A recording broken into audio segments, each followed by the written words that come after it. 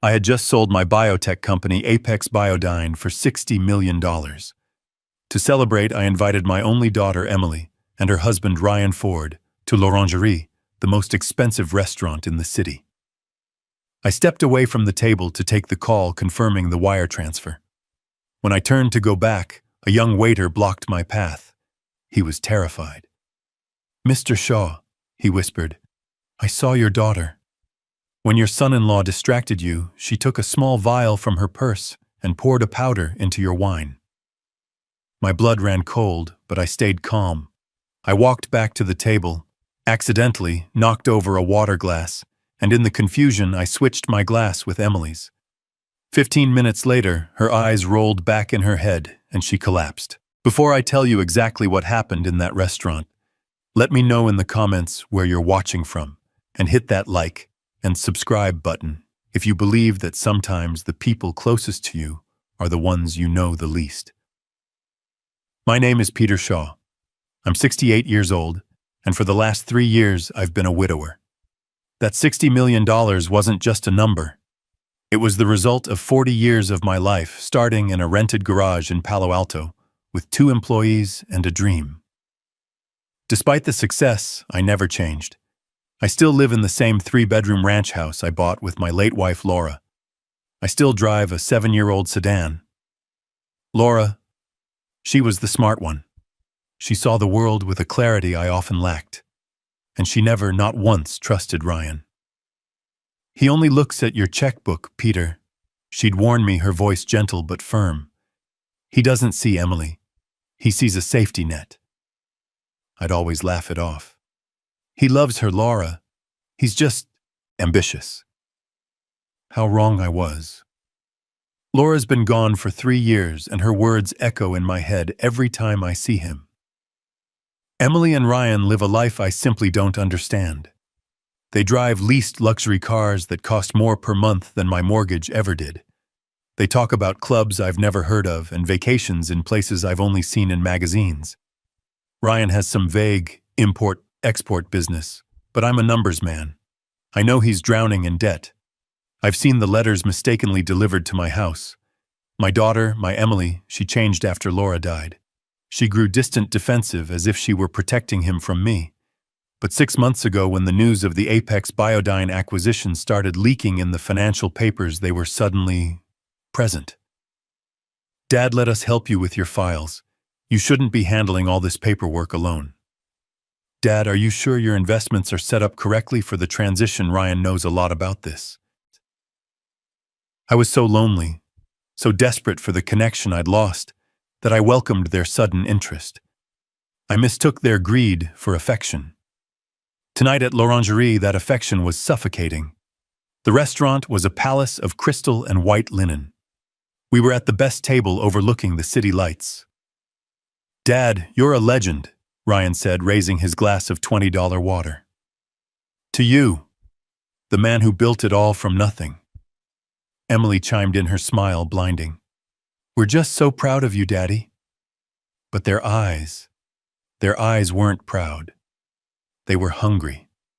They were looking at me like I was a winning lottery ticket they were finally ready to cash. "So, Dad," Ryan said, leaning in with that familiar oily charm, "with the company officially sold, what happens to all that infrastructure, the shipping routes, all those climate-controlled containers?" It was a strange question. I'm in biotechnology. We ship sensitive, heavily regulated medical compounds. It's not like shipping sneakers. "It's all part of the acquisition, Ryan," I said slowly. "The new corporation takes over all assets." "Why?"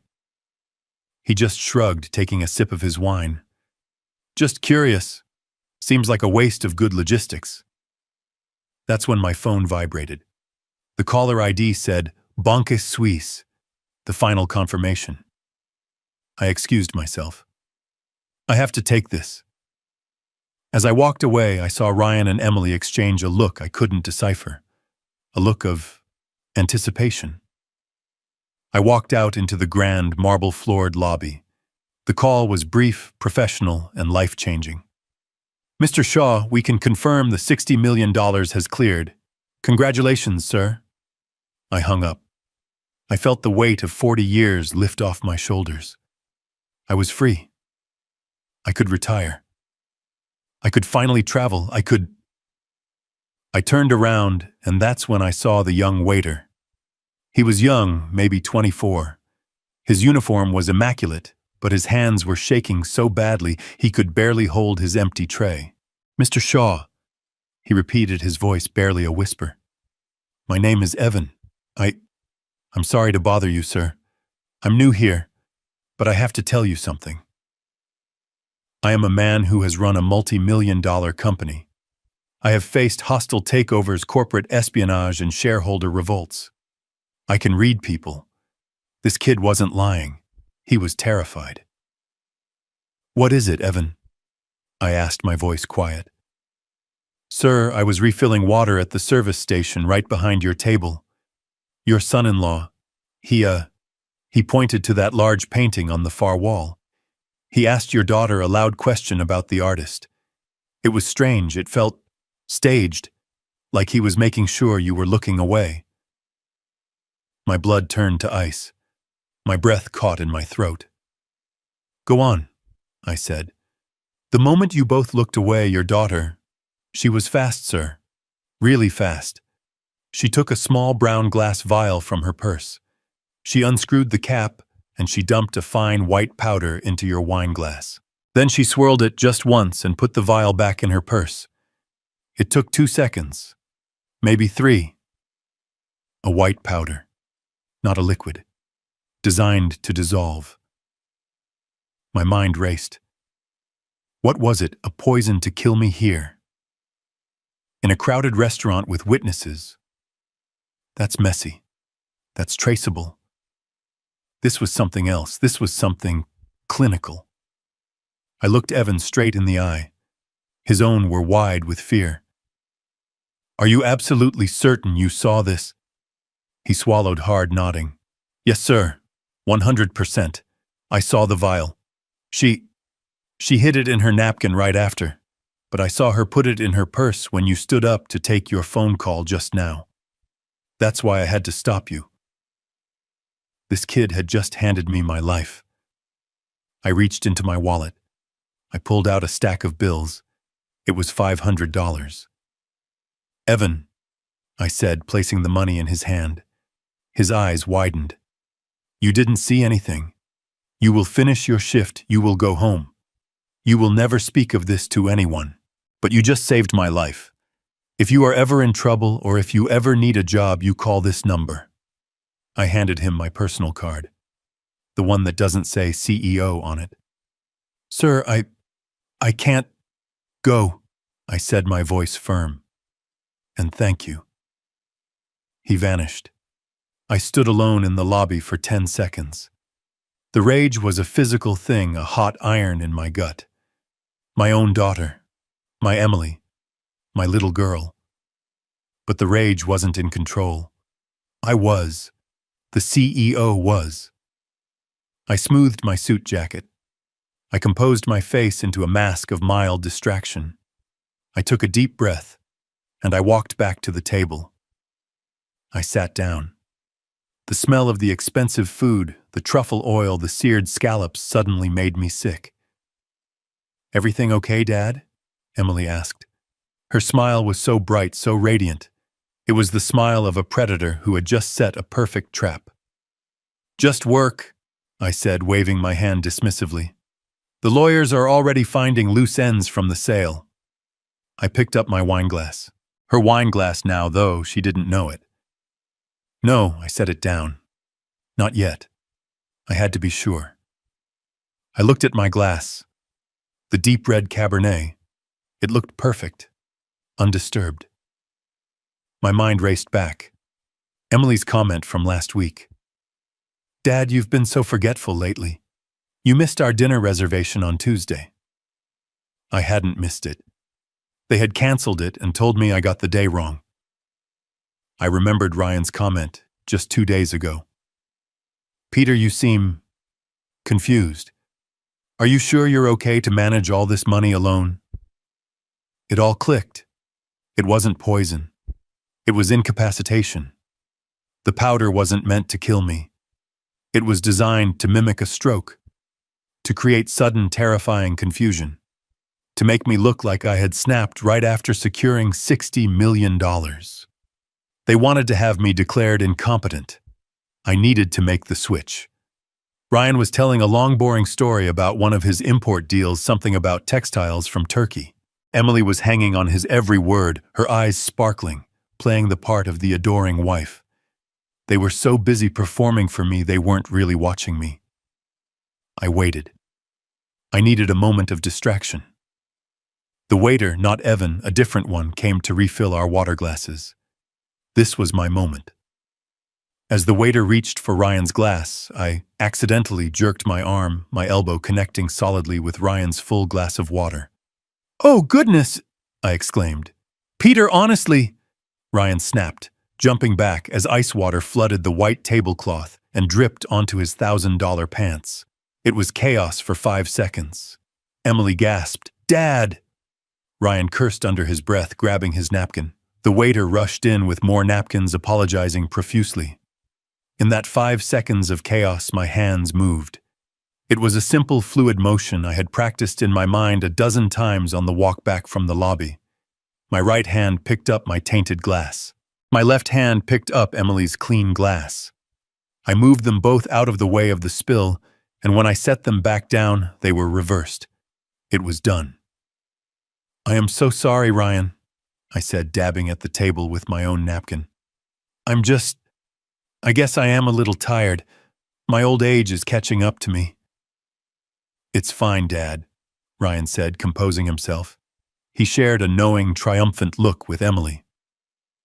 They thought my clumsiness was the first sinning. They thought their plan was working. They had no idea. The waiter finished cleaning up the mess and left.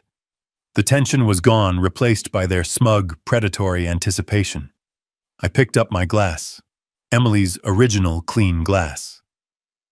"Well," I said, raising it high, "despite my clumsiness, I want to make a toast." They both raised their glasses. Emily was holding my original glass, the one containing the powder that was supposed to destroy my mind. "To family," I said, looking directly into Emily's eyes, "and to getting everything you deserve." "To family," Emily echoed, smiling that brilliant fake smile. She took a large, confident sip. The next 15 minutes were the longest of my life. I ate my steak, or rather I moved it around my plate. I listened to Ryan brag about a European expansion he was planning with my money, I assumed. And I watched Emily. It started subtly. She blinked hard as if trying to clear her vision from a fog. "Ryan," she murmured, interrupting him mid-sentence. "Honey, the lights, they seem very bright." Ryan chuckled, annoyed at being interrupted. "It's l'orangerie, darling. Everything is bright. As I was saying, the Berlin market is—" "No," Emily said. Her voice was thicker. She put her hand to her temple. Her words started to slur. "I feel dizzy. Ryan, I don't feel well." Ryan's smile faded. He looked confused. His eyes darted to me, then back to her. "Emily, stop playing. You've had one glass of wine." "I'm not playing." She tried to shout, but it came out as a mumble. She tried to stand up, pushing her chair back with a scrape.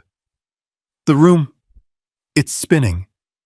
Her eyes rolled back in her head. She slumped sideways, her body hitting the plush velvet seat with a dull thud. Her arms began to twitch. A small, faint seizure. Ryan stared, frozen in pure, unadulterated panic.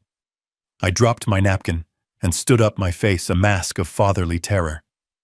"Oh my God! Emily, somebody call 911. I let the silence hang for 3 full seconds. The entire restaurant, a room built on hushed tones, and the clinking of expensive crystal was now dead quiet. Every eye was on our table. Ryan was staring at his wife, his mouth half open, his mind clearly not processing her collapse. but the collapse of his plan. He wasn't moving toward her. He wasn't crying out. He was frozen. That was my cue. I shoved my chair back, the heavy legs screaming against the polished marble floor. "My God, Emily!" I shouted. My voice cracked perfectly, a symphony of fatherly panic. I rushed to her side, grabbing her limp, cold hand. "Help, somebody, help, call 911. My daughter, she's not breathing right." I grabbed Ryan's shoulder, shaking him hard. He was still staring, his face a mask of pale, stunned horror. Not grief, not fear for her, but the raw logistical terror of an accomplice whose scheme has just exploded in his face. "Ryan, do something!" I yelled, playing the part of the confused, terrified old man. "Call an ambulance, don't just sit there." This snapped him out of it, but not in the way a loving husband would. He didn't rush to Emily's side. He didn't check her pulse. He immediately, instinctively tried to control the narrative. "No," Ryan said, his voice a low, sharp hiss. He grabbed his own phone but didn't dial. He looked at the restaurant manager who was approaching quickly, his face a mask of professional concern. "No 911, Ryan insisted. "She's fine. She's had too much to drink." I looked at him, my feigned confusion turning to feigned outrage. "Drunk, Ryan, she's convulsing. Look at her, she's shaking. She does this, Ryan said quickly, his eyes darting around the room, lying, building an alibi on the fly. She mixes her anxiety medication with wine. It happens all the time. It's embarrassing." He actually leaned down and tried to pull her up by the arm.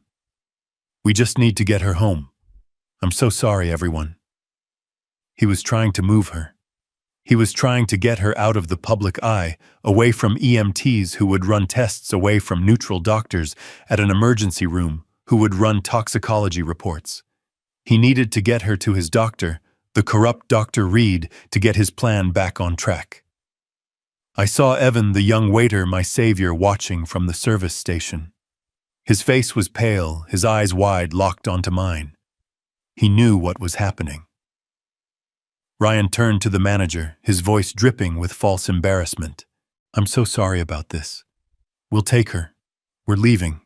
Just give us a minute to get her to the car." He was trying to stop the outside world from getting involved. He was desperate to salvage his plan. He leaned down to Emily again, but he wasn't checking her breathing. He was whispering, hissing in her ear, "Emily, get up now, stop this." I knew I had to override him. "He's in shock, though," I shouted to the manager, gesturing to Ryan. "He doesn't know what he's saying. She's not drunk. She barely touched her wine, she needs a doctor." Just as Ryan was about to physically lift Emily from the chair, Evan stepped forward, his own cell phone already pressed to his ear. "It's too late, sir," Evan said, looking past Ryan to the manager, his voice loud and clear in the silent room. "I've already called 911. They are on their way. They said not to move her under any circumstances." Ryan's head snapped toward Evan. The look in his eyes was no longer panic. It was pure, unadulterated murder. "You did what?" he spat. "You little... I told you she was fine, you're fired. You have no idea what you've just done." The manager, a tall man who was clearly not paid enough for this, stepped between them. "Mr. Ford, the waiter did the correct thing. If a guest collapses on our premises, we are legally required to call for medical assistance. Please step back." Ryan's mask of the charming, successful son-in-law was gone. He looked trapped, a cornered animal. He stared at me, his chest heaving, and I saw his mind finally putting the pieces together. The spilled water, the switched glasses, my sudden elderly clumsiness. He knew. He didn't know how I knew, but he knew I had done this. The wail of sirens cut through the night, growing closer, louder. The sound was a beautiful, terrible symphony. It was the sound of my plan working. It was the sound of justice arriving. The paramedics rushed in, pushing a gurney, their movements efficient and fast. They ignored Ryan's protests, brushing him aside. "Sir, We need you to step back. Ma'am, can you hear me? What did she take? One of them asked, shining a light in her eyes. I don't know, Ryan yelled, trying to regain control. It's her medication. She mixes it. It's for anxiety. Which medication, sir? We need a name. Ryan froze. Of course he froze. He couldn't say the name of the antipsychotic drug without incriminating himself. I don't know the name. It's just for anxiety. She keeps it in her purse. They loaded her onto the gurney.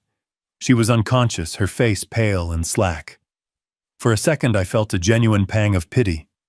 She was still my daughter, my Emily. But she had made her choice the moment she uncapped that vial. The restaurant was silent. Every diner, every waiter, every busboy was watching. I followed the gurney out, hunched over, playing the part of the grieving, confused father. My baby. Oh God. Is she going to be okay? I whimpered. We reached the ambulance doors. The paramedics were loading her in. I stood on the sidewalk under the flashing red and blue lights. That's when Ryan grabbed my arm. His grip wasn't that of a panicked son-in-law. It was steel. He pulled me aside just out of earshot of the paramedics, his body blocking me from their view. His voice was no longer panicked. It was a low, venomous whisper. The voice of the man Laura had warned me about for years. What did you do? He hissed, his face inches from mine, the smell of expensive wine and rage on his breath. I let the tears well up in my eyes. I let my body tremble. I looked him right in the eye, a broken old man.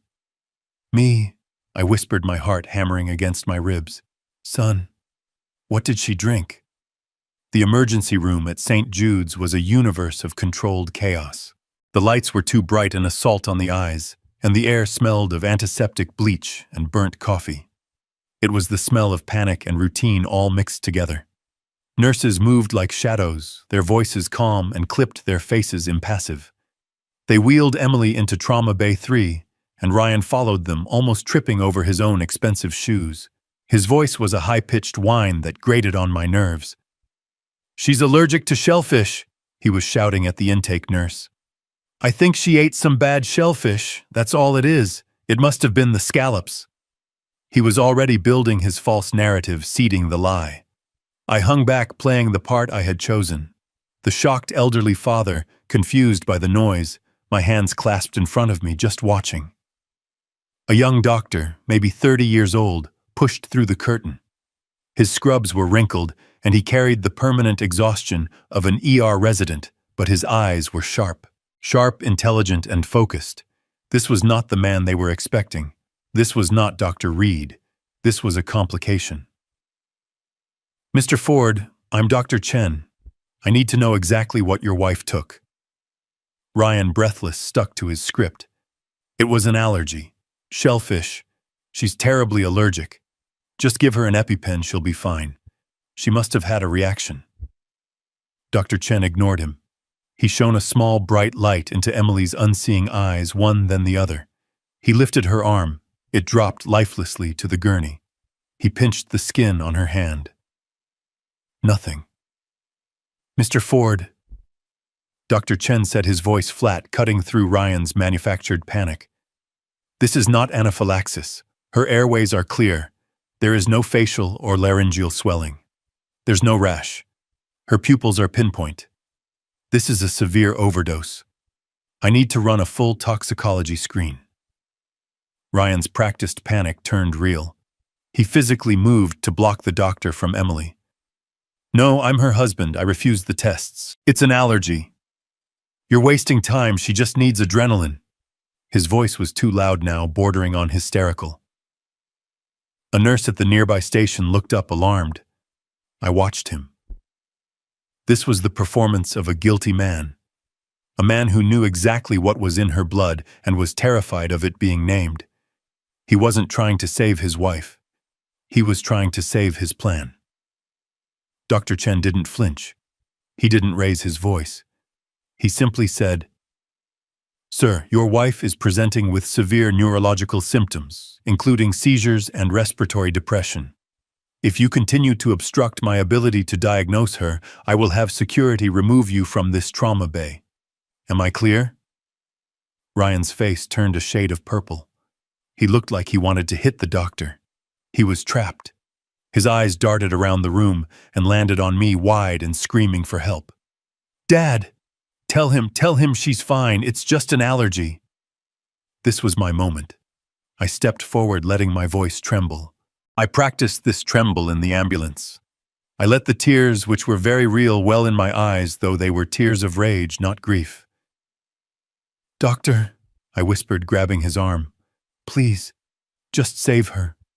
My son, he's in shock. He doesn't know what he's saying. Do whatever you have to. Please, just save my little girl." Dr. Chen looked at me with a flash of genuine pity. He nodded, dismissing Ryan completely. "Thank you, Mr. Shaw. We will." He turned to the nurse. "Full talk screen CBC head CT. Push Narcan just in case and get her on a saline drip. Now." Ryan was defeated. He slammed his fist against the wall, a performative act of grief for the nurses, but I knew it was the rage of failure. We were moved to the sterile gray waiting room. The chairs were hard plastic bolted to the floor. The coffee in the styrofoam cup I held tasted like acid. Ryan was pacing the length of the room, his phone pressed to his ear, whispering furiously. I saw him mouth the name Reed several times. He was trying to get his real doctor here. He was trying to intercept the results to control the narrative. But it was too late. The machine was already in motion. I just sat there under the buzzing fluorescent lights and finally let myself process it. I thought back to Laura. "He only looks at your checkbook, Peter." Her voice was so clear in my memory, a gentle warning I had dismissed as a mother being overprotective of her daughter. Men like that, she had said, they don't build things. They just take. I had been a builder my entire life, and he was a taker. I thought of Emily, my sweet, bright Emily. How had he corrupted her? How had he turned her against the father who had given her everything? The answer was simple: money. The $60 million. But the plan, it was so specific. The drug, the symptoms, it all pointed to one thing. I remembered the emails. About a week ago, I had been on Emily's laptop trying to find a family recipe for her mother's lasagna that she had supposedly saved. I had accidentally seen her inbox. There was a subject line that stuck with me: the Shaw contingency. I thought it was about a surprise party, maybe for my retirement. I smiled and closed it. Contingency. What a fool I'd been. And I remembered Ryan's questions. Not just about the shipping containers, but about me. "Dad, are you sure you're feeling okay? You seem to be forgetting things. You missed our dinner reservation on Tuesday." I hadn't missed it. They had canceled it and told me I got the day wrong. They were building a case. They were planting the seeds of my senility. This wasn't just about money. It was about control. They were going to use this drug, a drug that mimics a stroke, that causes acute confusion, that makes a 68-year-old man look senile, to have me declared incompetent. The timing was perfect. The day after my $60 million deal closed. It was brilliant. It was monstrous. An hour later, Dr. Chen returned. His face was grim. He wasn't looking at Ryan. He was looking at me. "Mr. Shaw, I'm afraid the news isn't good. The toxicology report came back. Your daughter has a massive near-lethal dose of olanzapine in her system." Ryan, who had been on the phone with what sounded like his lawyer, froze. "Olan? What? I've never heard of it." "Olanzapine," Dr. Chen said, his voice sharp and precise. "It's a very potent antipsychotic medication. We use it to treat schizophrenia, severe bipolar disorder. It is not anxiety medication. It is not something you mix with wine. A dose this high, frankly, I'm required to notify the police. This looks like an attempted suicide, or something else. Ryan started sputtering. Suicide? No, she wouldn't. She's happy. We were celebrating. Dr. Chen held up a hand. I need to explain the symptoms to you, sir. In a healthy individual, a massive dose like this doesn't just cause seizures. It mimics the symptoms of acute rapid-onset dementia. It causes confusion, slurred speech, psychosis, and neurological damage that can look identical to a severe stroke. And there it was. The final disgusting piece of the puzzle. It wasn't just any drug. It was the perfect drug. A drug that wouldn't just make me sick. It would make me look crazy. They weren't just trying to hurt me. They were trying to erase me. To legally erase my mind, my identity, my signature. They were going to have me committed. They were going to put me in a home, take control of my $60 million, and leave me to rot in a diaper drooling into my soup while they lived on my life's work. Ryan was staring at the doctor, his face ashen. He finally understood that the doctor wasn't just diagnosing Emily. He was describing the very weapon they had chosen. The plan was in ruins. Is she going to be okay? Ryan stammered his act as a loving husband returning, but it was too late. His voice was hollow. We're pumping her stomach and administering the antidote, Dr. Chen said coolly. She'll be very sick for a few days, and she will be placed under a 72-hour psychiatric hold, as is protocol. But yes, physically, she should recover. Dr. Chen looked at me, his eyes full of pity. Mr. Shaw, I'm so sorry you had to see this. I'll give you two a moment. He left. The silence in the waiting room was heavy, broken only by the sound of Ryan's ragged breathing. He knew. He knew that I knew. He looked at me, his eyes no longer full of rage, but of a new dawning terror. And the war had just begun. Ryan's composure was a cheap suit, and it was ripping at the seams. He collapsed onto one of the hard plastic chairs in the waiting room, but he couldn't sit still. He was vibrating with a toxic energy. He was a cornered rat, and he was getting desperate. I knew my part to play. I slumped into a chair across from him, burying my face in my hands.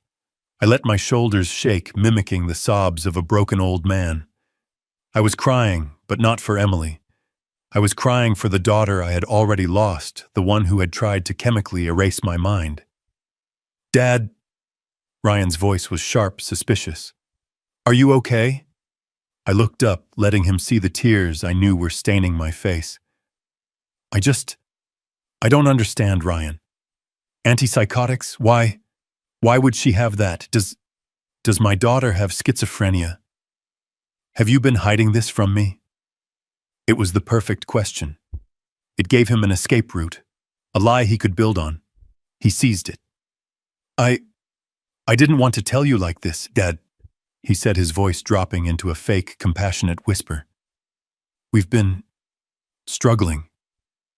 She's been seeing a doctor. Dr. Reed. She must have confused her bottles. She must have taken the wrong dose. Dr. Reed. The first piece of the puzzle. I filed the name away. Oh, God, I whimpered. My poor girl, and Dr. Chen said the police. Why the police, Ryan? He's an idiot. Ryan snapped, his mask slipping. He doesn't understand. He's just a resident. He's overreacting. I'll handle it. I'm calling Dr. Reed right now. He'll come down here and straighten this all out. He'll explain. Yes, I said, my voice trembling. Yes, please, son. Call him. I need some air. I think I'm going to be sick. I staggered to my feet, hunched over, and pushed my way through the double doors leading to the main corridor. I didn't go to the bathroom. I didn't go outside.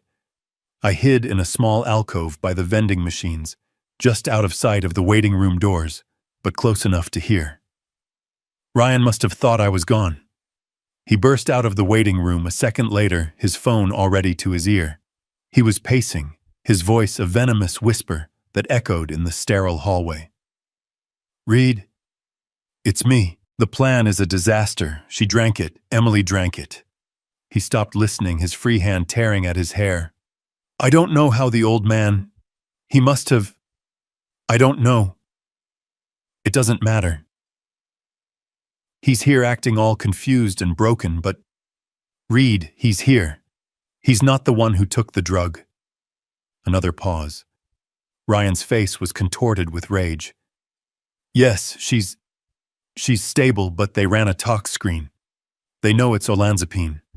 They're talking about a psych hold, police reports. This is falling apart." He was practically vibrating now. He slammed his fist against the cinder block wall. "What do we do?" "The hearing is at 8 a.m. That's in 5 hours. How are we supposed to get a conservatorship over him?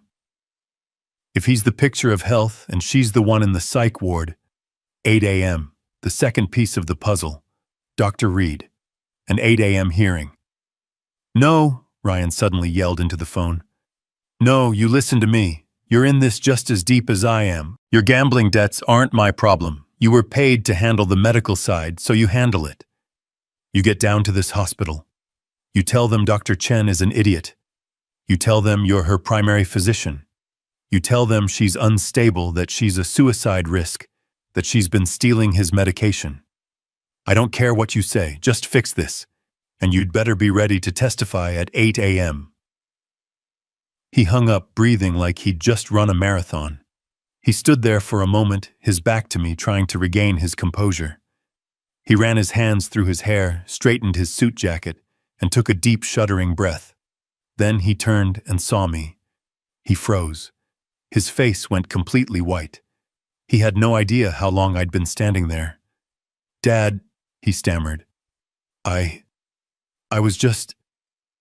I didn't let him finish. I stumbled forward, my hand on my heart. "Ryan, I heard you yelling. What's happening? Who is Reed?" What did he mean, fix this? Ryan's mind was racing. I could see the gears turning, the lies forming. He put his arm around my shoulder, his grip too tight, guiding me back toward the waiting room. His fake, comforting son persona was back, but it was cracked, desperate. "Dad, you misunderstood. Dr. Reed is Emily's psychiatrist. I was angry. I was yelling at him because I feel like he failed her. He should have warned us she was this unstable." "Unstable," I whispered. "Suicide risk. He thinks she might have done this on purpose, Dad." Ryan said, his voice catching. He was trying to pivot. If he couldn't frame me for dementia, he would frame his own wife for suicide. He thinks she tried to kill herself. "But why?" I asked, letting my voice crack again. "He doesn't know. Maybe it's my fault," he said, lowering his eyes. "The stress of your new money. It's been a lot for her. Maybe she felt inadequate." It was a brilliant, disgusting lie. He was already planting the idea that my $60 million was the problem, the destabilizing force that had driven his wife to this. I let him guide me back to the chair. I need to go home, son," I whispered. This is too much. My heart, I can't be here. Will you be okay?" Relief washed over his face. The last thing he wanted was me here asking questions, being seen by doctors who weren't on his payroll. "Yes, Dad. Of course," he said, his voice dripping with false concern. "You go home. Get some rest. You look terrible. I'll stay here. I'll handle everything with Dr. Reed when he gets here. I'll call you as soon as I know more." He practically pushed me toward the exit. "Take a cab. I'll pay for it." "Okay, son. Okay." I walked out of the hospital, a frail old man trembling, devastated. The act held until the automatic doors slid shut behind me. The second the night air hit my face, my back straightened. The trembling stopped. The grief vanished, replaced by a cold, hard focus. It was 3 a.m. I got in a cab. 52 Crooked Creek Lane, I told the driver, my address. But as we drove, I leaned forward. Actually, driver, can you take me to my daughter's house first? 47 Willow Crest Drive. I need to pick up a few things for her. He nodded and changed course. Emily and Ryan lived in a new-build mansion that my $60 million hadn't paid for. Yet. I knew they kept a spare key under the pot of a dead fern by the back door. Ryan thought he was clever. I just thought he was lazy. The house was dark. I let myself in, my heart pounding, not with fear, but with adrenaline. I knew exactly where to go. The home office. I sat down at Emily's sleek white desk. I turned on her laptop. No password. Another sign of their arrogance. They never believed I was a threat. I opened her email. It didn't take long. I didn't need to search for conspiracy. I just searched for the name Ryan had so kindly provided. Reed. The chain popped up. Dozens of emails between Emily Ryan and a Dr. A. Reed. I read them, and with every word my blood ran colder. From Ryan Ford to Dr. A. Reed. Subject: the Shaw contingency. Reed, he's becoming a problem. He's questioning things. He's asking about the shipping manifests. The sale of the company is a disaster for us. We need to accelerate the timeline. From Dr. A. Reed to Ryan Ford. Subject: the Shaw contingency. The risk is high. A forced psychiatric hold needs a precipitating event. You can't just say he's confused. He needs to be confused. I've prescribed the olanzapine under a false name. The dosage I recommended will induce acute psychosis and symptoms mimicking a stroke within 20 minutes of ingestion. From Emily Shaw Ford to Ryan Ford. Dr. A. Reed, subject: the Shaw contingency. I'll do it at the celebration dinner. He'll be distracted. He trusts me. Once he's at the hospital, Reed, you take over. You certify him. Ryan, you file the petition first thing in the morning. We have to get control of the assets before the federal audit begins. The federal audit. My God. I had been right. It wasn't just about the money. It was about the logistics. Ryan had been using my company, my good name, to run his criminal enterprise. And then I saw the final email in the chain sent just yesterday. It was from a law firm. To Ryan Ford, Emily Shaw Ford, from Jacobs and Hall, PLLC, attached emergency conservatorship petition, Peter Shaw, PDF. My hands were shaking. I clicked the attachment. There it was. My life reduced to a legal document. Petitioner Ryan Ford seeks emergency conservatorship over his father-in-law, Peter Shaw. And the reasons: Mr. Shaw has been exhibiting signs of rapid onset senile dementia, paranoia, confusion, financial irresponsibility. And the final damning line: to be supported by the expert testimony of his primary care physician, Dr. Albert Reed, who will attest to Mr. Shaw's inability to manage his own affairs. The hearing is set for November 4th, 8:00 a.m., Courtroom 3B. Today, in less than 5 hours. They had planned it all: the drug, the dinner, the medical expert, the emergency hearing. By 9 a.m. this morning, I was supposed to be a ward of the state with my criminal son-in-law holding the keys to my $60 million kingdom. I looked at the clock on the wall. 3:55 a.m. I closed the laptop. I had everything I needed. Not today, I whispered to the empty, silent house. Not ever. I left my daughter's dark house at 3:55 a.m. The cab ride from the hospital had been a blur, but the drive from Emily's home to my own was sharp, cold, and clear. My hands weren't shaking anymore. The frail, devastated old man I had been playing for the last few hours was gone, left behind in the hospital waiting room. The man driving my sedan now was Peter Shaw, the CEO. The man who had built a $60 million company from nothing. The man who had faced down hostile takeovers and corporate spies. The man who was now at 4 a.m, officially at war. I picked up my phone. I didn't hesitate. I dialed the number. It rang once, twice. "This had better be a matter of national security, Peter." A deep, gravelly voice answered. "Right," I said, my voice steady, cutting through the silence of the empty streets. "Wake up. I need you at the office. Not in the morning. Now." There was a half-second pause. "I'm on my way." He hung up. Mr. Wright doesn't ask unnecessary questions. He's not a family lawyer. He doesn't handle wills or divorces. He's a shark. He's the man who structured the Apex Biodyne acquisition. He's the man who crushed a competitor's frivolous patent lawsuit 2 years ago with a single brutal cross-examination.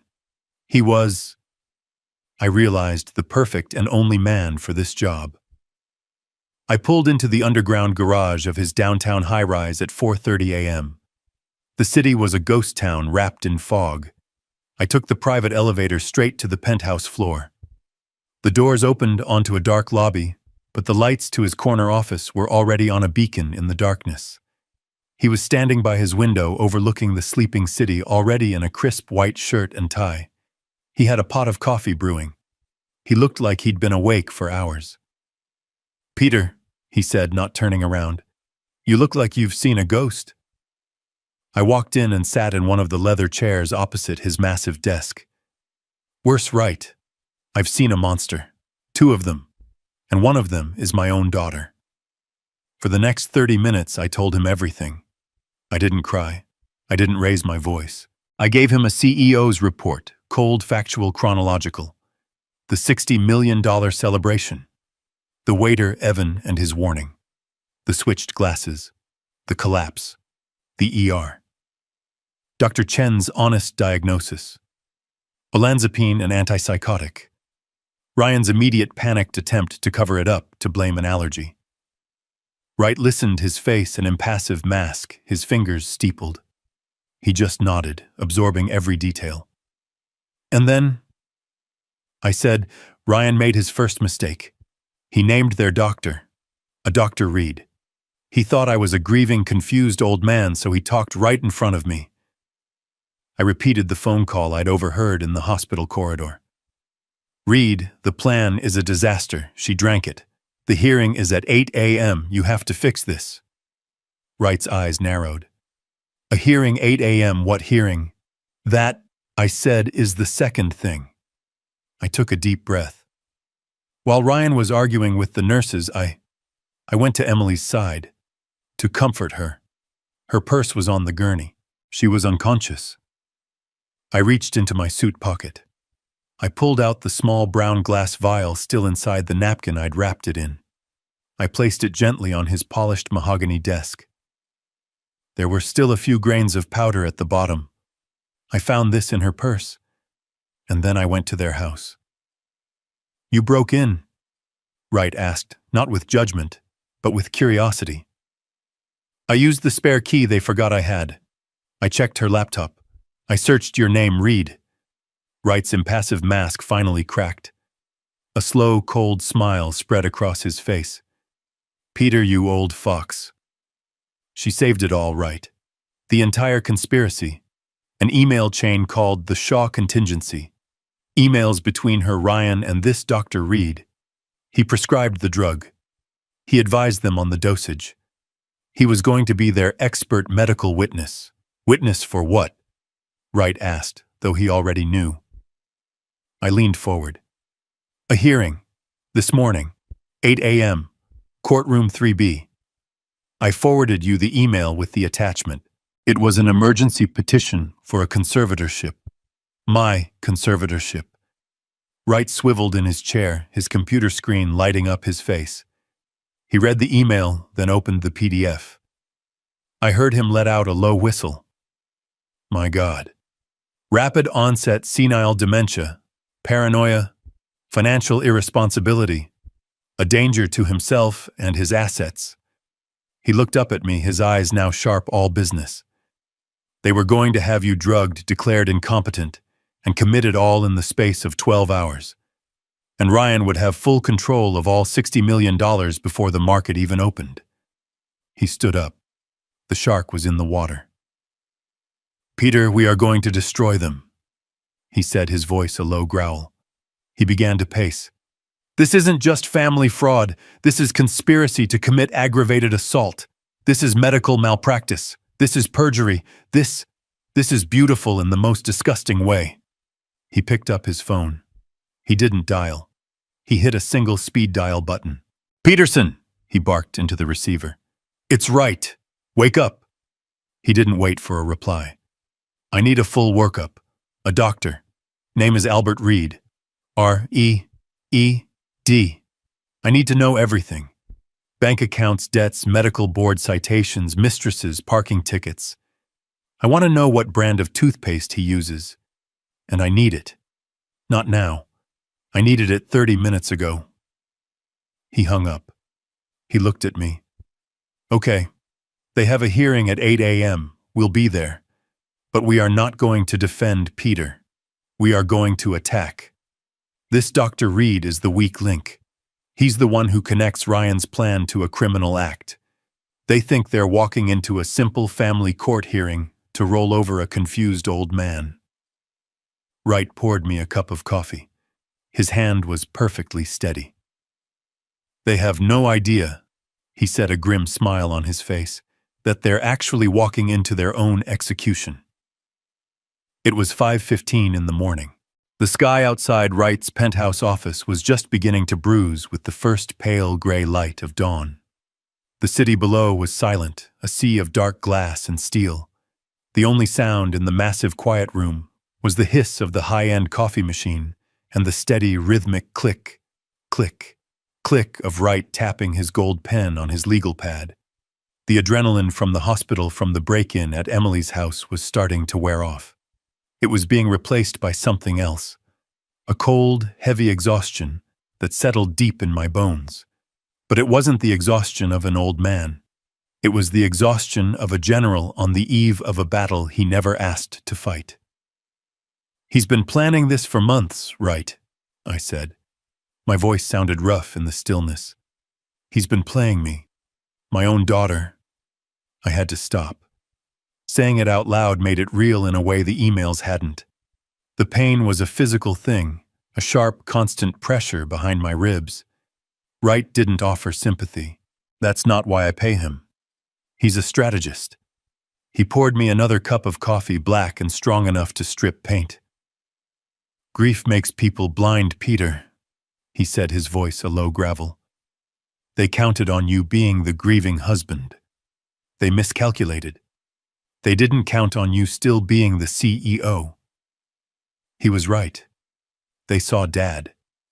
They saw the old man in the worn cardigan, who missed his wife. They forgot who had built the company they were so desperate to steal. They forgot that I didn't get to where I am by being naive. I had just been naive about them. "I should have listened," I murmured, staring into the black coffee. "God, I should have listened to Laura." Wright looked up from his notes. His eyes were sharp. "Laura, what did she know? She saw him." I said, the memory washing over me, fresh and painful. From the very beginning, from the first dinner he had at our house, Ryan was so charming, full of compliments, laughing at my bad jokes. I was happy for Emily. But Laura, she had that X-ray vision for people.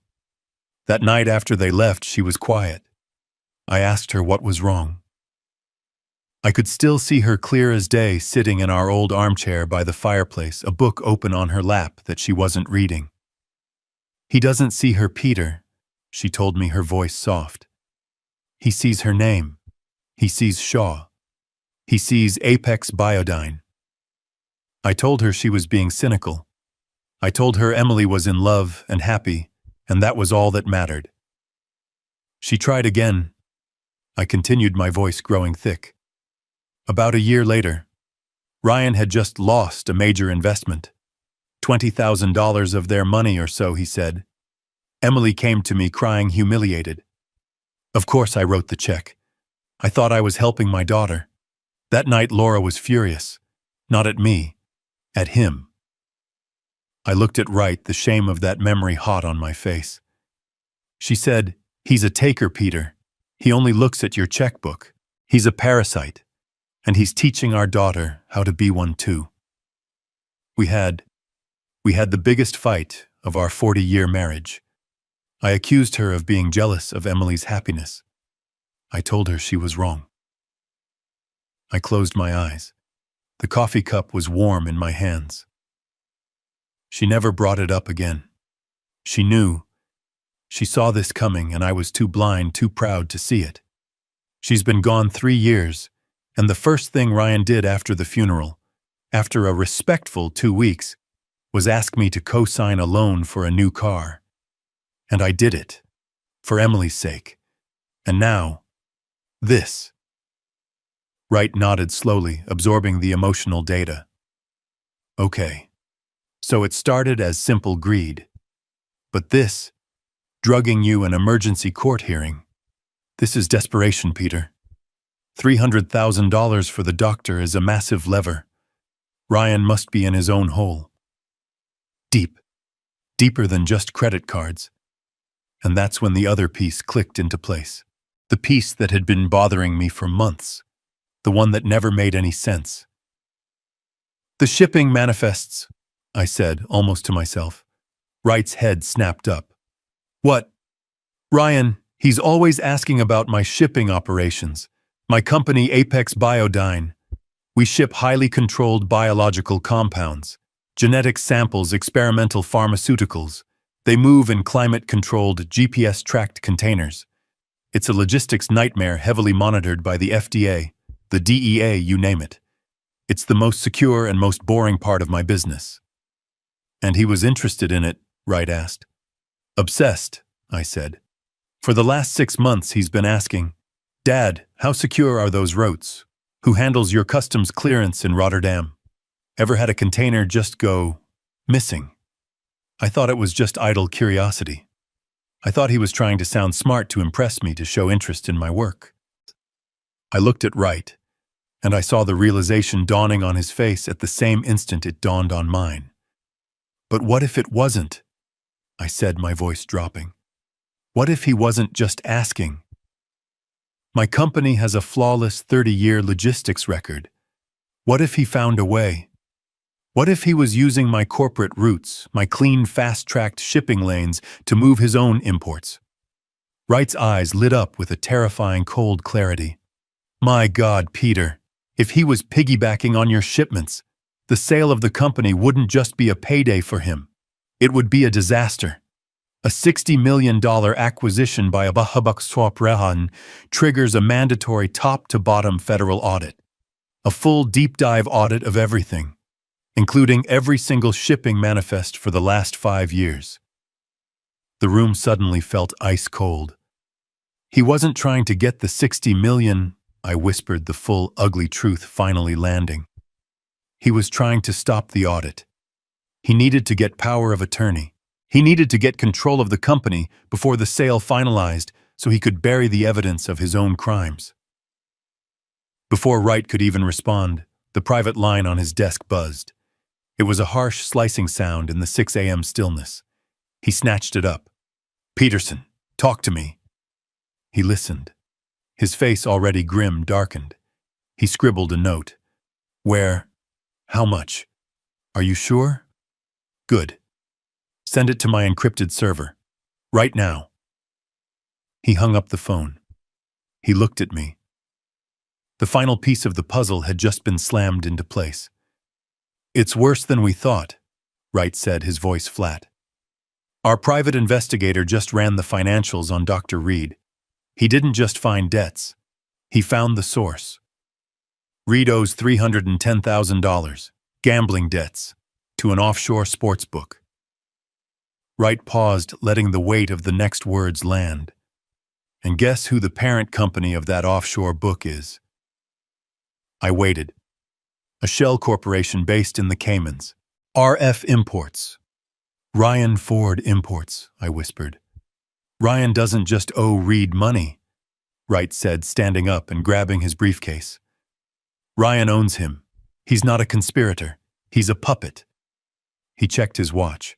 6:15 a.m. Let's go, Peter. We have a hearing to attend. The phone on Wright's desk shattered the 6 a.m. silence. It was a harsh digital ring, an alarm signaling the next phase of the battle. We both stared at it. My caller ID showed Ryan's face smiling, taken at a barbecue last summer, a lifetime ago. Wright just nodded once. Speaker Peter, and remember who you are. You're not a CEO. You're a confused, terrified old man who just saw his daughter collapse. I took a breath. I picked up the phone. My hand was steady, but I made my voice tremble. Hello, Ryan. Dad? Oh, thank God, where are you? I've been calling your cell, the house. I was about to call the police. Are you okay? His voice was a masterpiece of fake concern, a performance so slick it made my skin crawl. He was an artist of deceit. I don't know.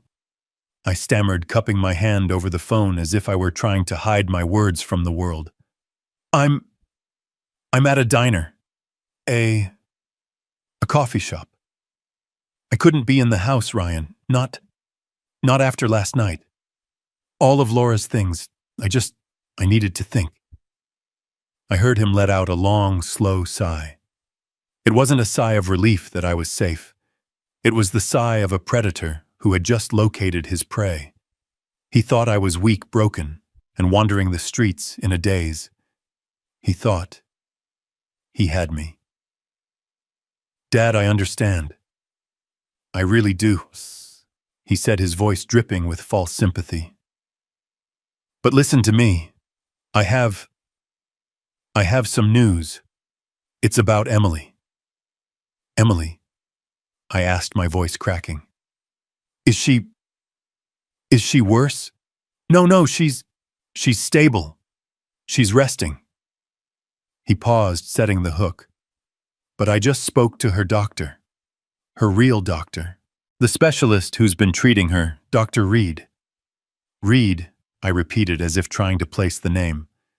The man you were calling from the hospital. Yes, Dad. Ryan said, his voice smooth and reassuring. He's been treating her for this condition for months. He came to the hospital as soon as I called him. He reviewed her chart. He talked to Dr. Chen. And I pushed.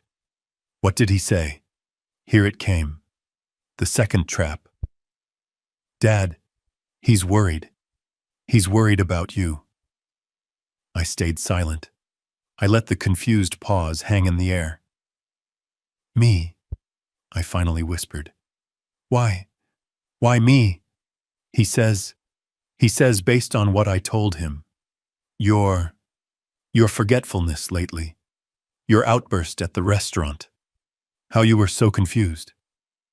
He was using my own act against me, turning my feigned symptoms into his evidence. He says these neurological conditions, they can be genetic. He says what happened to Emily.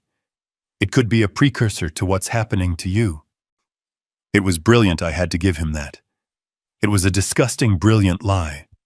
He was building a bridge connecting his wife's suicide attempt directly to my senility with his paid-off doctor as the foundation. I don't understand, I said, my voice shaking. I feel fine. I'm just upset, son. Dad, listen to me, Ryan said, his voice hardening just a fraction, taking on an air of authority of a son forced to take charge. Dr. Reed is a professional. He's the best in his field, and he's on his way to your house right now to check on you. It's for your own good. I'll meet him there in 30 minutes. There it is, I thought. The trap wasn't just a phone call. It was a house call. He couldn't get me to the hospital, so he was bringing his corrupt doctor to me.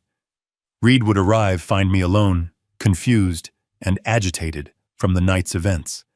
He would perform a preliminary exam in my living room, and then at 8 a.m. he would testify under oath that he had just seen me, and that I was without a doubt a danger to myself and my $60 million estate.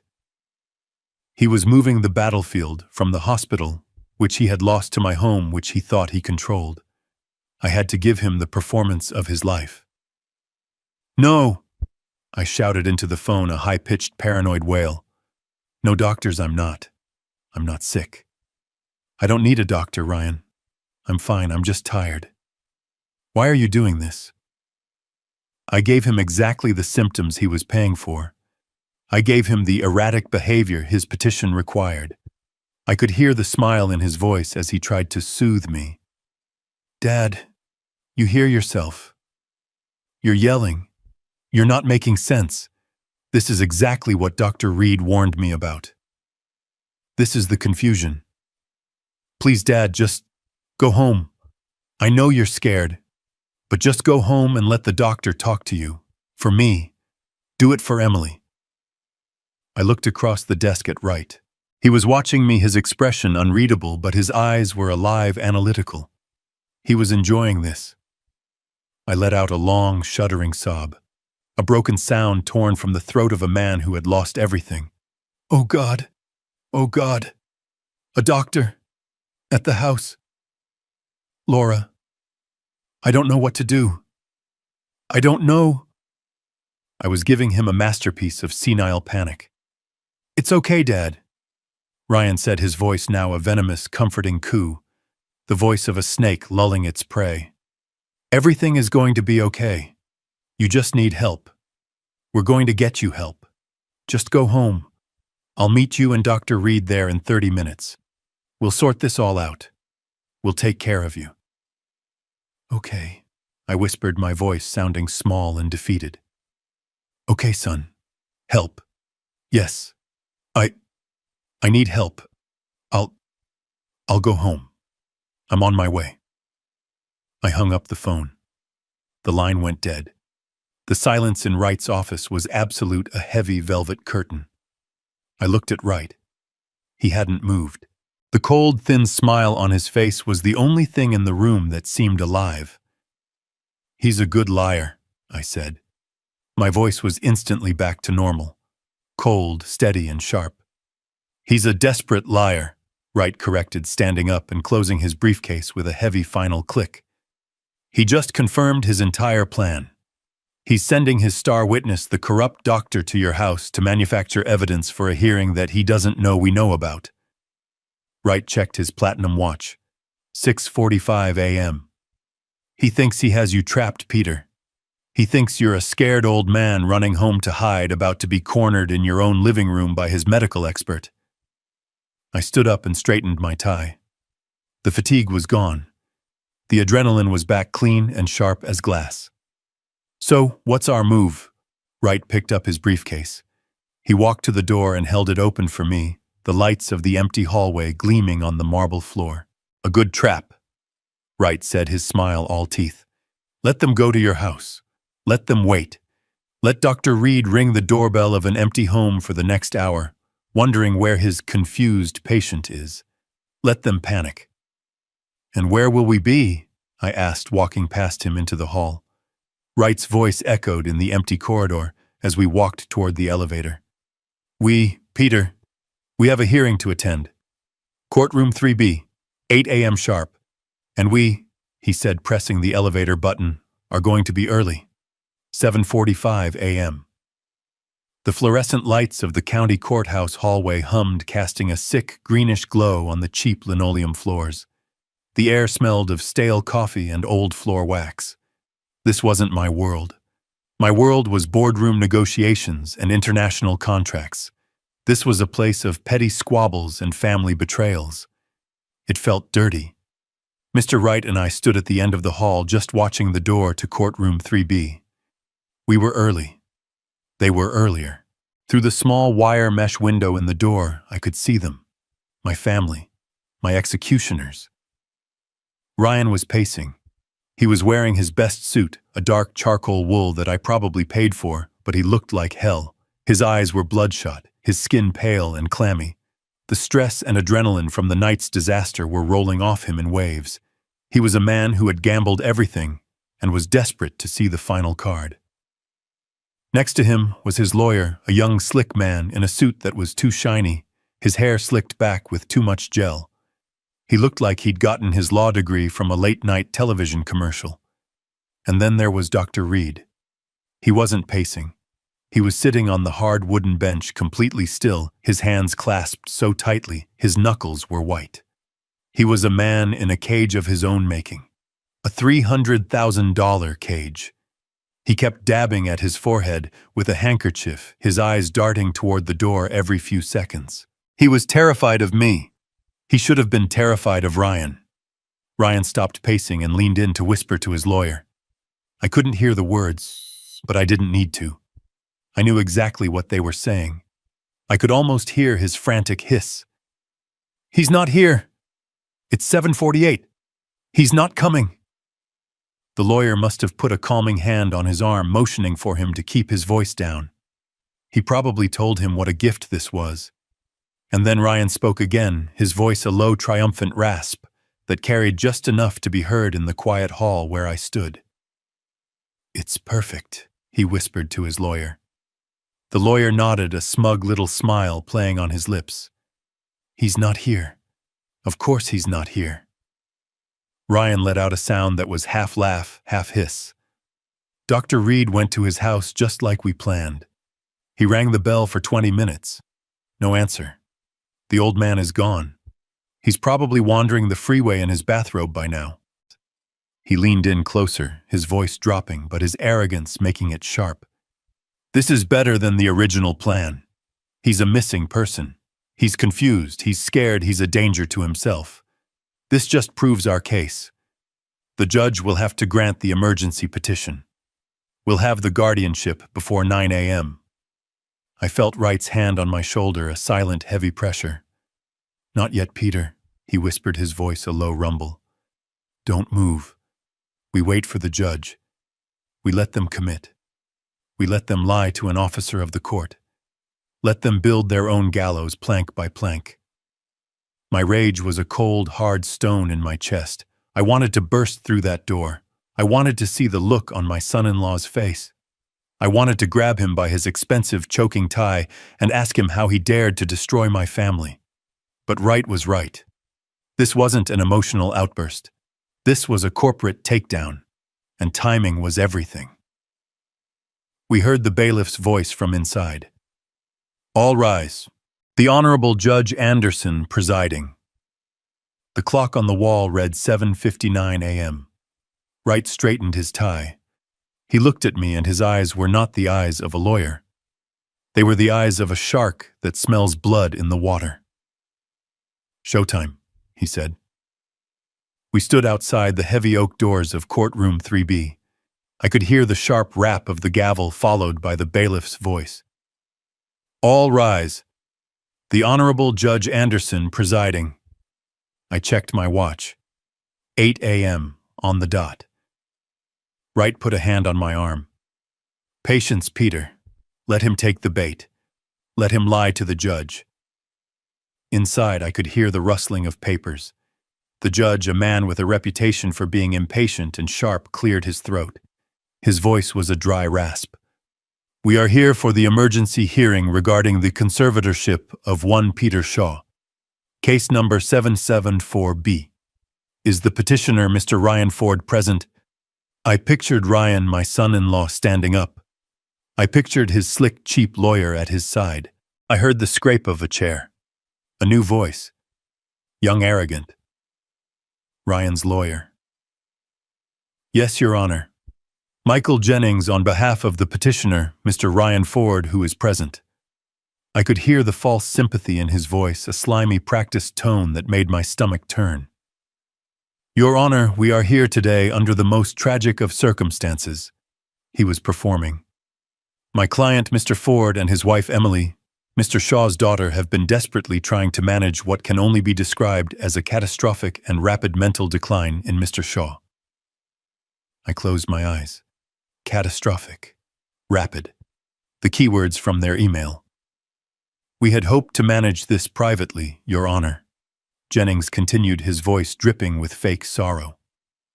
But last night, a terrible incident occurred. Mr. Shaw, in a fit of severe paranoia and confusion, violently attacked his own daughter at a public restaurant. I heard a gasp from someone in the small gallery, probably a clerk. He caused a massive scene, Jennings said, his voice rising. And then he fled. Fled, Mr. Jennings? The judge asked, his voice sharp. He fled, Your Honor. He is as of this moment missing. Ryan's lawyer was playing it perfectly. He was painting me as a violent, senile old man, a danger to himself and others. My client, Mr. Ford, is beside himself with worry.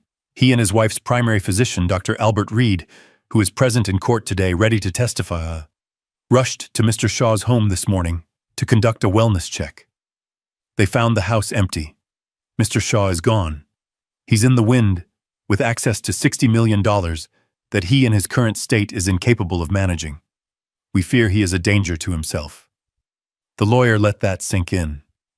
We are here today to respectfully ask the court to grant an emergency guardianship to my client, Mr.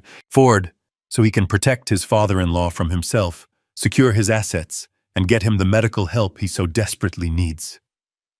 The silence that followed was heavy, respectful. The lawyer had painted a devastating picture. I could hear the judge clear his throat, probably preparing to sign the order.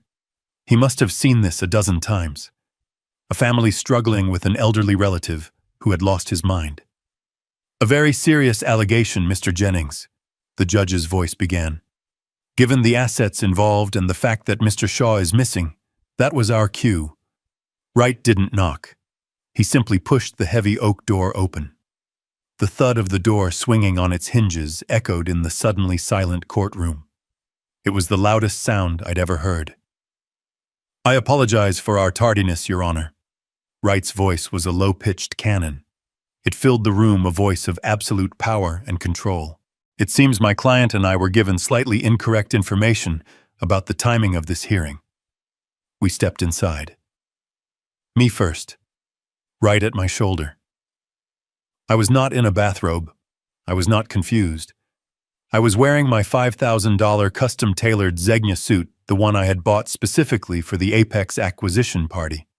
My hair was combed, my shoes were shined, my mind was a steel trap. I looked directly at Ryan.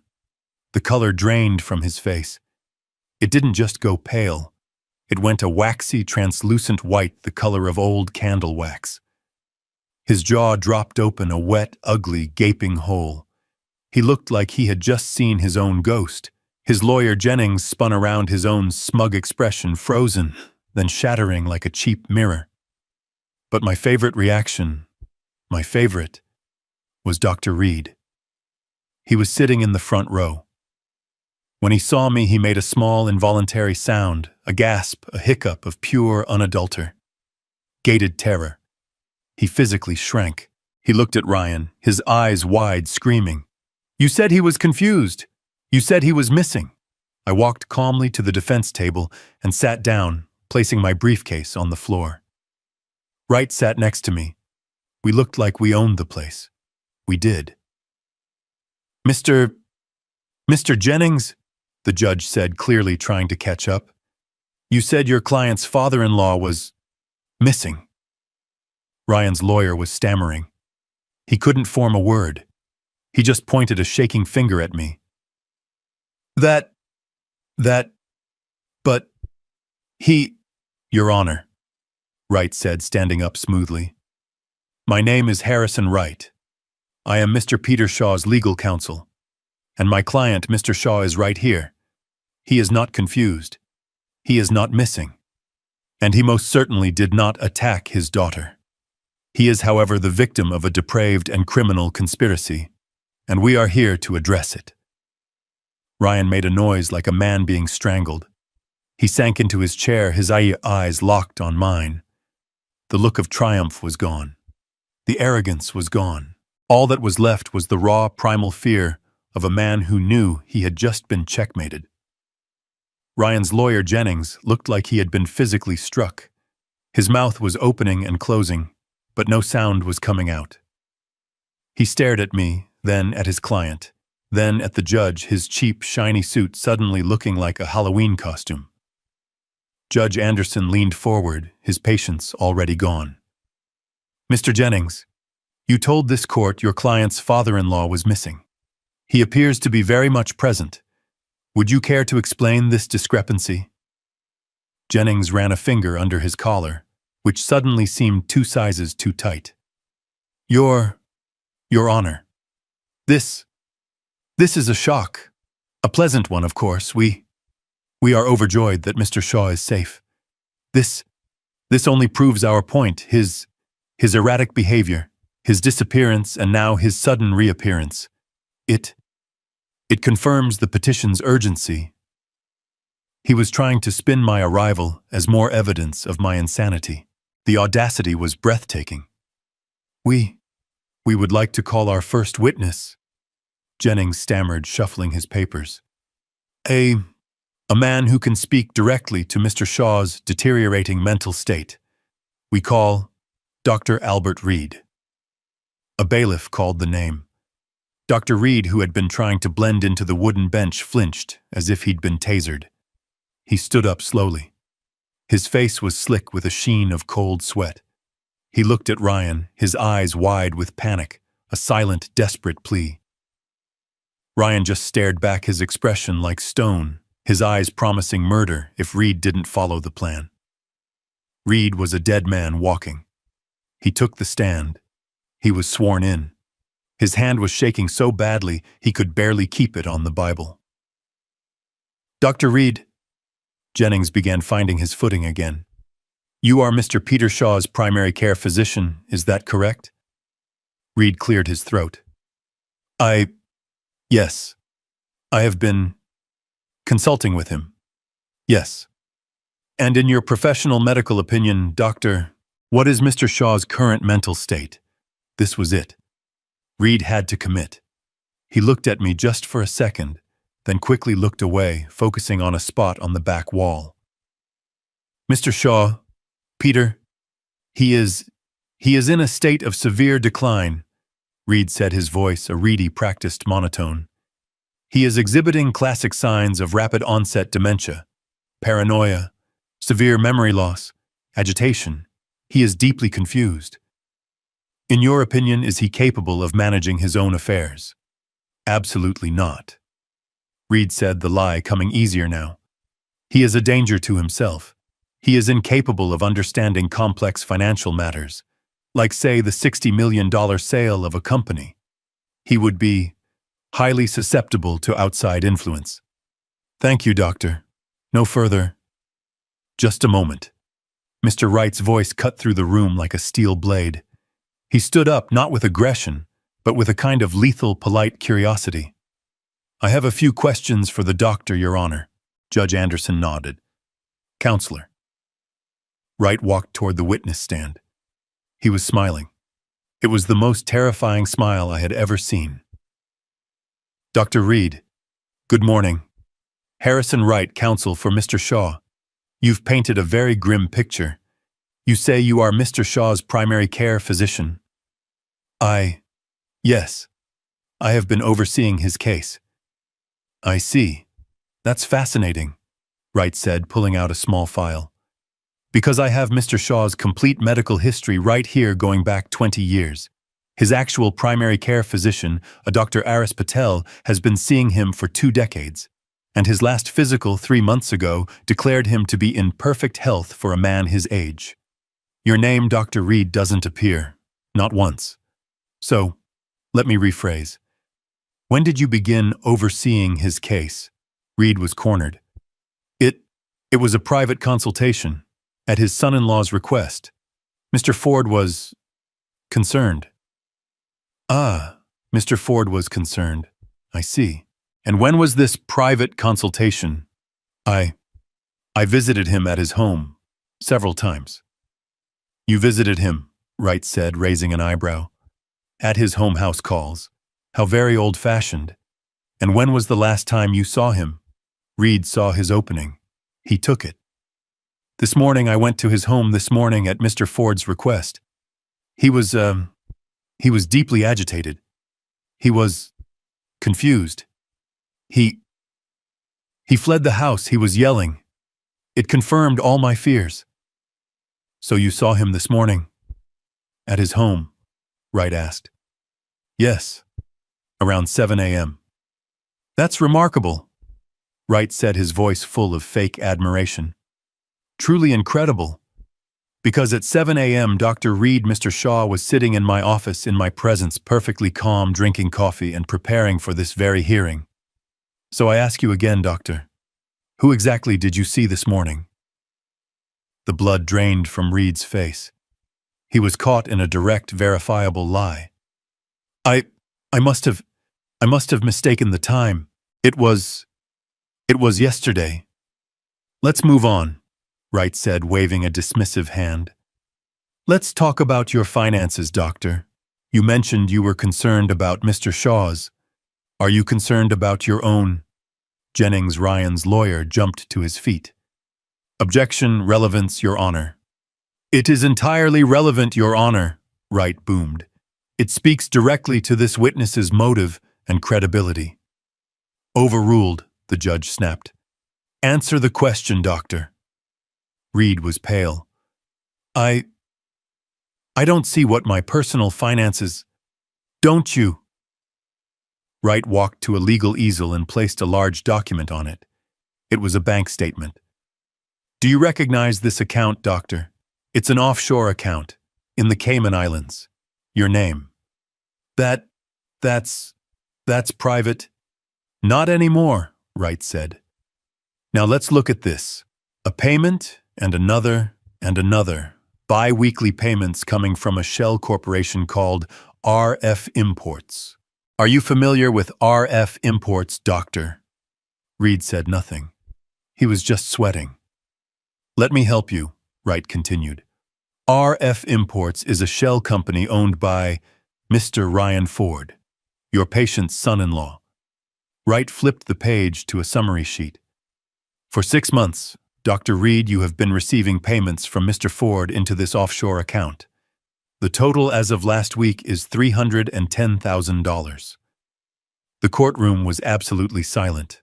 Ryan looked like he was going to vomit. So, Dr. Wright's voice dropped to a quiet, lethal growl. I have 2 questions for you. First, is $300,000 your standard fee for treating senile paranoia? Reed just shook his head, mute. Second, Wright said, moving closer. My investigator found that this account is directly linked to several online sports betting sites. Is it true, Dr. Reed, that you are over $300,000 in debt to Mr. Ryan Ford's personal bookie? Reed broke. It wasn't a slow crumble. It was a complete shattering implosion. He let out a strangled sob. He owned me, he shrieked, the words tearing out of him. He owned my debt. He said he'd ruin me. He said he'd report me to the medical board. He told me the old man was already confused. He said it would be easy. He was sobbing now, a pathetic, broken man. He said he just needed a medical opinion to protect his family. He gave me the vial. He told me what to say. It was all him. He planned it all. He forced me. He collapsed forward, burying his face in his hands, his whole body shaking. The judge stared aghast. The stenographer's fingers were flying. Ryan's lawyer, Jennings, slowly sat down his case, his career evaporating before his eyes. And Ryan just sat there, frozen, his mask of sanity completely gone, his eyes wide and empty. He had lost, and he knew it. Dr. Reed's confession hung in the air, thick and toxic.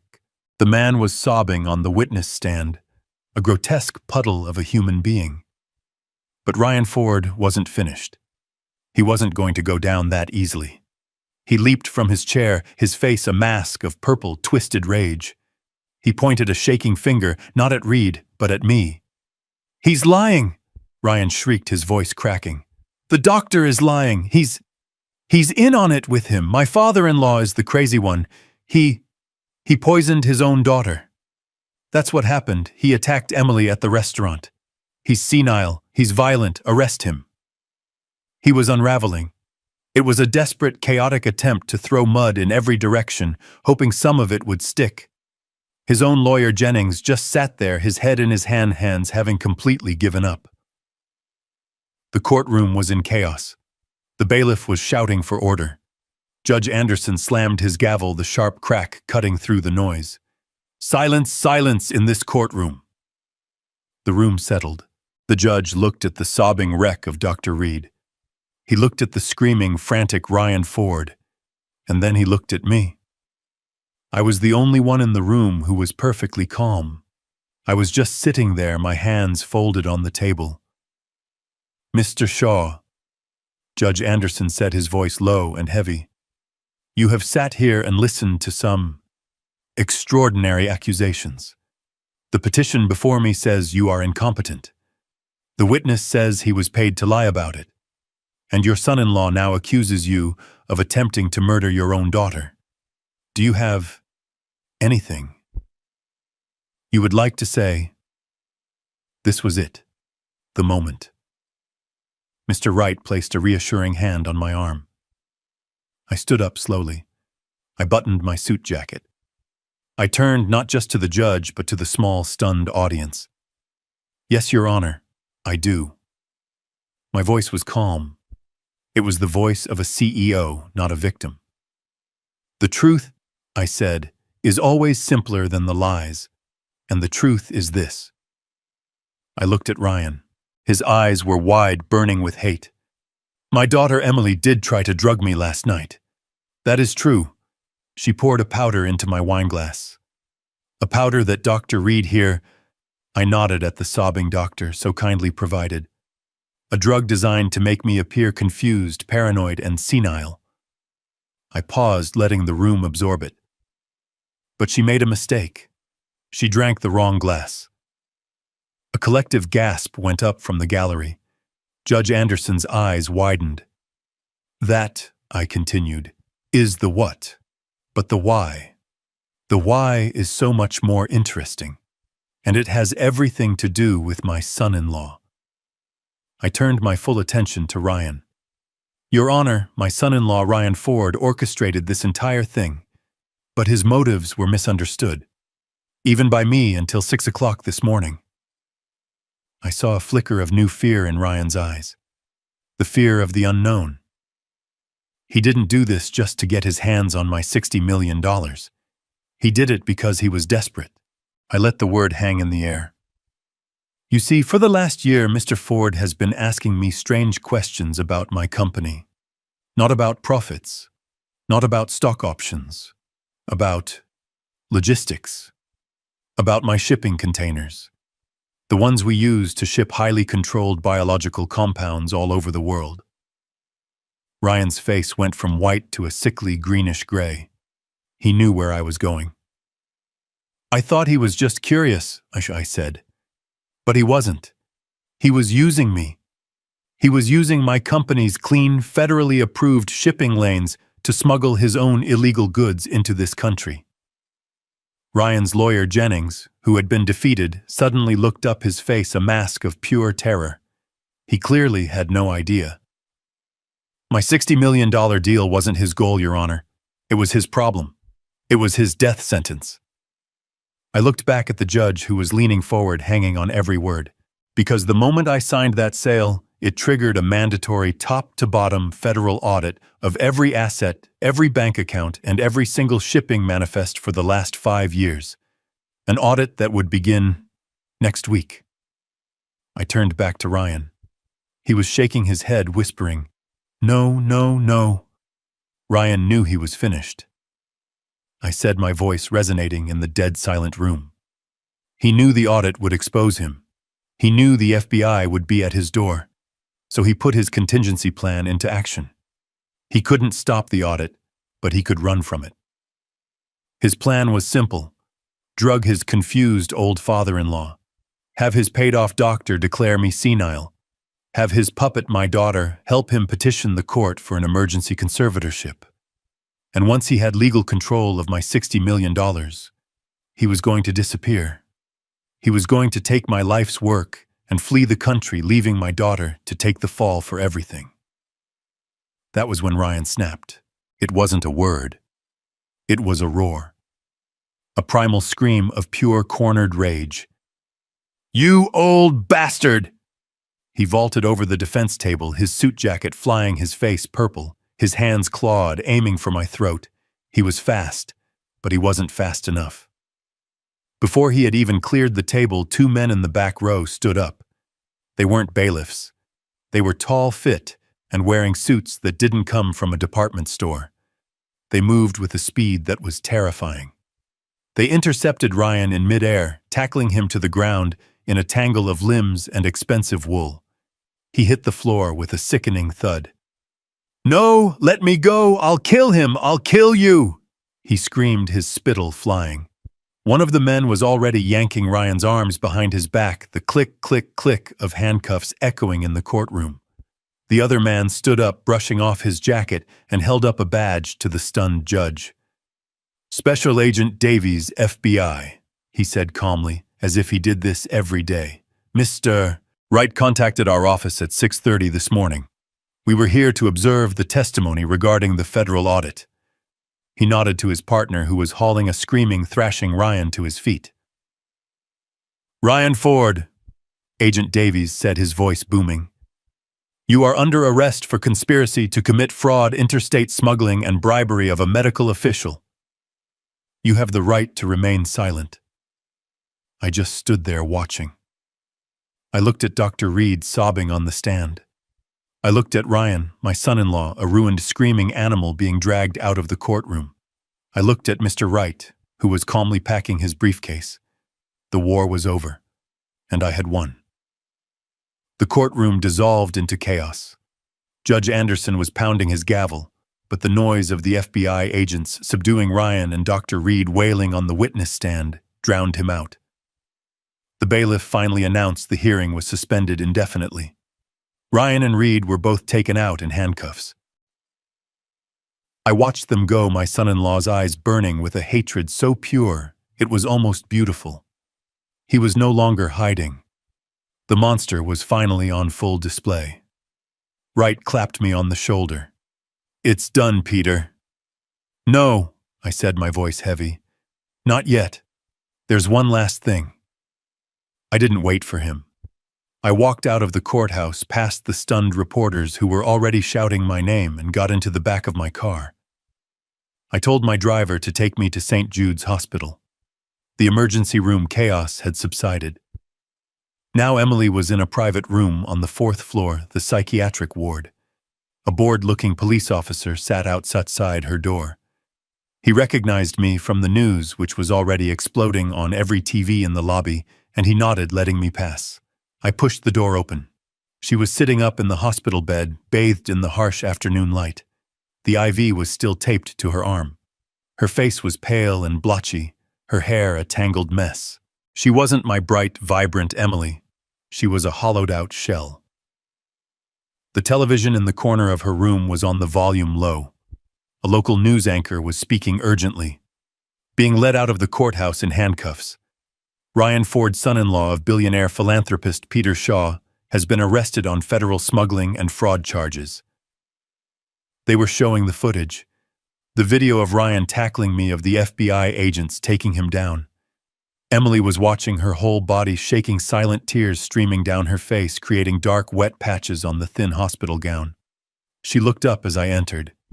Her eyes were wide, not with guilt, but with the terror of being caught. "Dad," she whispered, her voice a broken croak. "Dad, what happened? I just woke up. I saw this on the news. Ryan, what did they do to him?" She was lying. Even now, after everything, her first instinct was to lie, to play the victim, to pretend she was just a confused, innocent bystander in the wreckage of the life she had helped destroy. I didn't raise my voice. I didn't yell. I felt nothing but a profound, bone-deep tiredness. The rage was gone, burned away in the courtroom. All that was left was the ash. I walked to the window and stood looking down at the city traffic. "They arrested him, Emily," I said, my voice flat. But why?" she sobbed, clutching the thin hospital blanket. Smuggling fraud. I don't understand. Dad, I didn't know. I swear I didn't know he was doing any of that. I just thought. I turned to look at her. Her beautiful face, so much like her mother's, was twisted into a mask of deceit. And for the first time I saw her clearly. Not as my daughter, but as his accomplice. You knew, Emily, I said. My voice was quiet, but it cut through her fake sobs like a razor. She stopped crying, her breath hitching. What? You knew, I repeated, walking closer to the bed. You didn't know about the smuggling. I'll give you that. He was probably smart enough to keep you out of that part. But you knew about the rest. No, Dad, You knew you were going to drug me, I said, my voice unyielding. You knew you were going to a hearing this morning to have me declared insane. You knew Dr. Reed was a fraud. You knew you were helping your husband steal $60 million from your father. You knew that. She stared at me, her eyes wide with panic. The lies were gone. Only the truth remained. You chose him, Emily, I said, the weariness washing over me. I spent 40 years building a life for us, for you. He spent 6 months whispering poison in your ear. And you chose him. You chose the money. It wasn't like that, she pleaded, the tears now real. He convinced me. He said you were losing it. He said you were going to lose the money. He said it was the only way to protect you. And you believed him, I asked. You believed the man who couldn't hold a job over the father who gave you the world. You believed him so much that you were the one who held the vial. You were the one who poured it into my glass. She had no answer. She just crumpled, folding in on herself. Her sobs now the raw, ugly sound of true despair, the sound of a person who had lost everything. I stood there for a long time watching my daughter cry. I had won. I had protected my legacy. I had exposed the criminals. But I had lost my little girl. I had lost her years ago and just hadn't been willing to see it. He's gone, Emily, I said finally, my voice void of emotion. And the woman who tried to drug me, she's gone too. I don't know who you are anymore. Emily's breath hitched, and her eyes, which had been dull, were now wide with a new kind of terror. The realization of what she had done and what it meant was finally crashing down on her. Jail, she whispered, her voice trembling. Oh my God, Dad. Ryan, Dr. Reed, the conspiracy. I'll go to jail. I'll lose everything. She started to sob, the desperate, ugly cries of someone who had just lost the entire world. I watched her for a long, cold moment. I felt nothing. No pity, no anger, just a finality. I was no longer her father. I was her new reality. No, I said. My voice was quiet, but it cut through her sobs and stopped them instantly. She looked up at me, confused, her face a mess of tears and smudged mascara. You're not going to jail, Emily. I walked over to the chair by her bed and sat down. I wasn't the broken old man anymore. I was the man who had just closed a $60 million deal, and I was now structuring my next one. I am going to use my money, I said, all of it to fix this. I am going to hire the best legal team in the country. They will argue that you were a victim of coercion, that you were manipulated by your husband, that you suffered from a temporary mental break.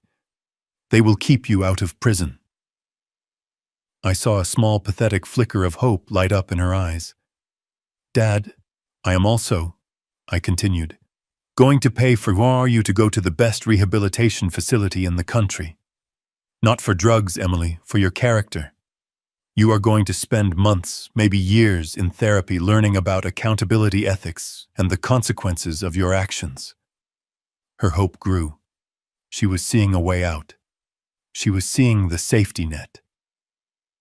Oh, Dad, thank you. I'll do anything.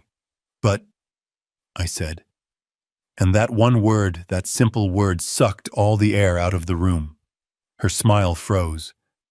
But, I repeated, leaning forward, the $60 million is now in a trust. My trust. I am the sole administrator. You will never see a single cent of it. You will not have an allowance. You will not have a credit card. You will not have a new car. The lawyers and the doctors will be paid directly by me. Her face fell. But what about? You will not inherit anything, Emily. Not until you are a different person. Not until I decide you are. You will have nothing. You will be, for the first time in your life, truly poor.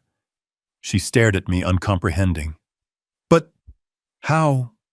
How will I live? How will I eat? I smiled. It was not a kind smile. Oh, you'll have a job. A job? Yes. You'll be working. You'll have a minimum wage job, and you will learn perhaps for the first time what it means to earn your own money. And your new boss? Well, I've already arranged it. I stood up. He'll be here to pick you up when you're discharged. Who? She whispered. Who is it? I just looked at her. I didn't need to answer. 6 months later, I was in my same old ranch house. The afternoon sun was streaming through the windows, illuminating the dust motes dancing in the air. I was sitting in Laura's old armchair reading a book. I was finally at peace. The doorbell rang. I opened it. It was Evan, the young waiter from l'Orangerie. He was no longer wearing a waiter's uniform. He was in a sharp, well-cut suit, carrying a leather briefcase. He was my new personal finance manager, and he was worth every penny of his 6-figure salary. Mr. Shaw, he said, stepping inside. He was all business, but his eyes were always kind. Evan, how are things? I asked, heading to the kitchen to pour us coffee. The markets are stable, he said, following me and opening his briefcase on my modest kitchen table. The foundation funding is secure, and I have the first report from the shelter. The shelter. The one I had funded with the first $5 million. A place for people who had nowhere else to go. And, I asked. Evan looked down at his report. Emily Shaw Ford completed her first full work week. She's on the night shift. Her supervisor says she was compliant, but slow. Slow is fine, I said, as long as she's thorough. Oh, she was thorough, Evan said, a small grim smile playing on his lips. She's assigned to sanitation for the first month. She cleaned every toilet in all 3 wings. Perfectly. I took a sip of my coffee. I looked out the kitchen window at the old oak tree Laura and I had planted together 40 years ago. The leaves were just beginning to turn gold. Good, I said, my voice quiet. That's good. I turned back to Evan. All right, son.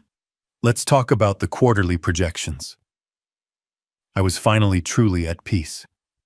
This story is a powerful lesson in how greed and entitlement can completely blind people to the truth. Emily and Ryan were so focused on the $60 million that they grossly underestimated the man who earned it. They saw a frail, forgetful father, not the brilliant CEO who was always 10 steps ahead. It proves that true strength isn't about the luxury you display, but the silent, calculated resolve you possess. Ultimately, the story shows that actions have severe, life-altering consequences, and sometimes the only path to redemption is by losing everything to learn the value of integrity. What would you have done in Peter's shoes was his final decision, an act of justice, or was it a cold revenge?